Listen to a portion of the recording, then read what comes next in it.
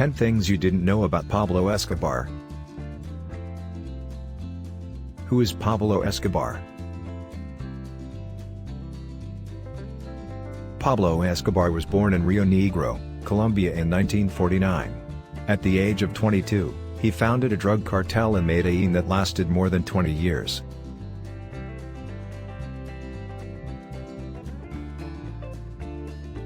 The most active cartels provided an estimated 80% of cocaine smuggled into the United States.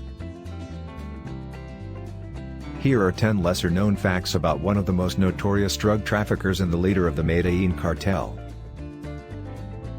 1. Rise to power. Escobar, the son of a farmer and a school teacher, began his criminal life as a teenager. His first illegal plan was to sell a fake diploma. He then smuggled the stereo and forged his testimony before stealing the tombstone.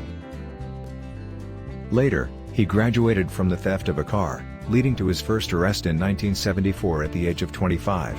He soon became an established drug smuggler, and by the late 1970s his criminal organization had evolved into the Medellin cartel. 2. Pablo Escobar net worth reached $3 billion. At its peak, the Medellin cartel reportedly earned about $20 billion annually. In fact, the demand for cocaine in the United States exceeded that of coffee during Escobar's reign. As a result, Escobar's personal wealth has grown exponentially to a peak of $3 billion. Escobar appeared on Forbes' list of international billionaires in 1987, and did so for the next 6 years. 3.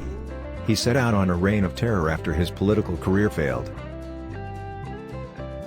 Escobar was elected to the Council of the District of Colombia in 1982, but was forced to resign 2 years later.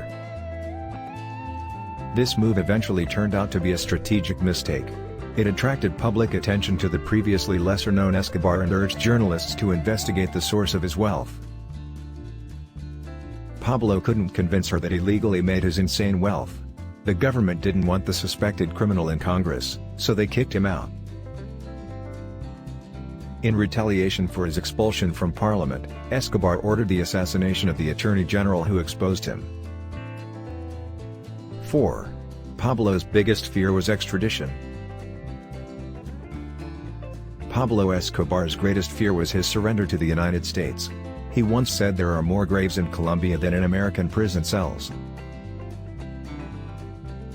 It was that horror that motivated him to win in the first place, to see if he could bend the extradition law from the inside out.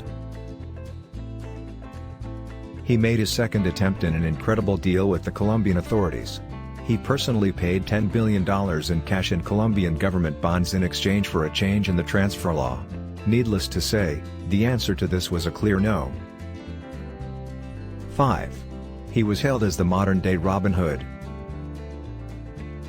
He funded social programs and housing projects to benefit the poor, such as Barrio Pablo Escobar, a neighborhood he constructed in Medellin to house the poor living in the city's slums.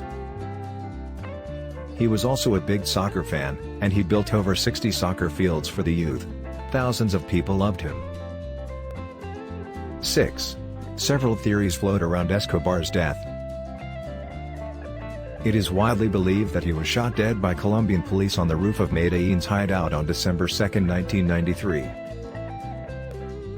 However, reports from rival drug dealers, gang members, and Escobar's son suggest that these soldiers may not have been responsible for the death of the drug trafficker.